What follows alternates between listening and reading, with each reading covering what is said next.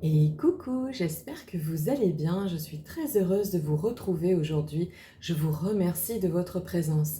Moi, c'est Valérie Battaglia, thérapeute, formatrice et autrice. Je vais vous parler aujourd'hui d'un thème qui me tient à cœur puisque c'est une nouvelle corde à mon arc, la biopsychogénéalogie. Mais qu'est-ce que la biopsychogénéalogie? Pour qui? Pourquoi? Je vous en laisse prendre connaissance dans cette vidéo et si vous avez des questions, je suis là pour y répondre. Et si vous souhaitez prendre un rendez-vous, toutes les coordonnées sont sous cette vidéo. Je vous souhaite une bonne écoute et je vous dis à très bientôt. Et surtout, prenez soin de vous. Bye bye. La biopsychogénéalogie est une méthode d'exploration psychologique qui met en lumière les liens invisibles entre les générations. Schémas familiaux négatifs, répétitifs ou inconscients. Elle met en évidence les liens générationnels complexes, tels que les secrets, les silences, les loyautés au clan, les croyances, les interdits et les répétitions qui influencent nos vies. La biopsychogénéalogie explore l'héritage émotionnel, symbolique et psychique transmis par nos ancêtres. Cet héritage peut peser sur nos choix, nos relations, nos émotions ou notre santé. La biopsychogénéalogie est une aide pour vous libérer de ce poids. Notre arbre généalogique n'est pas seulement un outil de mémoire, c'est un formidable réseau d'influences psychiques. En identifiant les transmissions invisibles, la personne accompagnée peut sortir de la répétition et reprendre la main sur sa propre histoire. Chaque génération ne transmet pas uniquement des gènes, puisqu'elle transmet aussi des émotions non digérées, des secrets, des deuils non faits, des rêves inachevés, etc., etc. Ces traces du passé s'inscrivent parfois dans les comportements, les choix amoureux, les échecs répétés, les maladies inexpliquées. La biopsychogénéalogie explore ces transmissions, les symbolise pour leur donner un sens et les transforme en une source de liberté. Ce qui était vécu comme un poids devient alors une force de transformation personnelle. La biopsychogénéalogie s'inscrit dans une lignée de recherche issue de la psychanalyse et de la psychologie humaniste.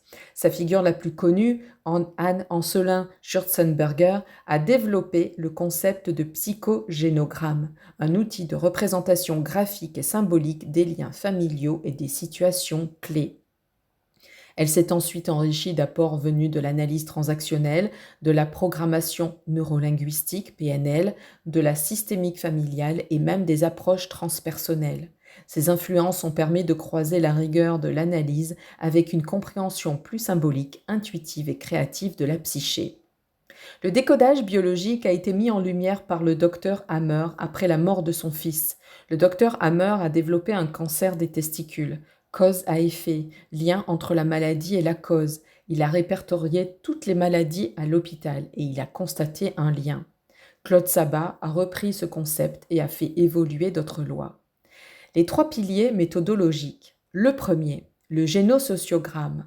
C'est la base de la démarche. L'arbre psychogénéalogique, génogramme ou génosociogramme, est construit dès les premières séances. Il ne se limite pas à une succession de noms et de dates, puisqu'il intègre aussi les situations marquantes, les métiers, les maladies, les accidents, les exils, les secrets, les répétitions de vie. Le travail autour de l'arbre est central car il offre une vision globale du système familial et de ses transmissions. Le simple fait de poser sur le papier les liens, les situations, les pathologies crée déjà une prise de conscience. L'arbre devient un miroir du passé, un outil de lecture et de libération. L'objectif est de comprendre et de rompre la chaîne de l'héritage psychologique lorsque celle-ci devient trop lourde à porter. Le biopsychogénéalogiste aide alors le processus d'allègement et de réconciliation intérieure. L'analyse de cet arbre permet d'identifier les zones de silence, les répétitions, les deuils inachevés ou les loyautés cachées. Le deuxième pilier, l'interprétation symbolique. Le biopsychogénéalogiste aide la personne à donner du sens à ces éléments. Il s'agit d'une lecture symbolique et émotionnelle où chaque situation devient une porte d'entrée vers une compréhension plus large de l'histoire familiale.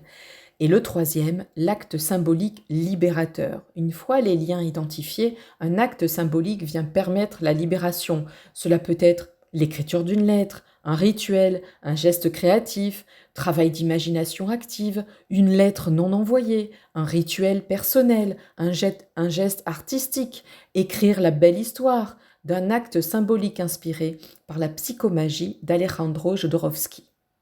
Comme lui, certains thérapeutes estiment que le langage de l'inconscient est celui du symbole. Ainsi, pour guérir, il faut parler à l'inconscient dans sa langue, celle des images et des actes.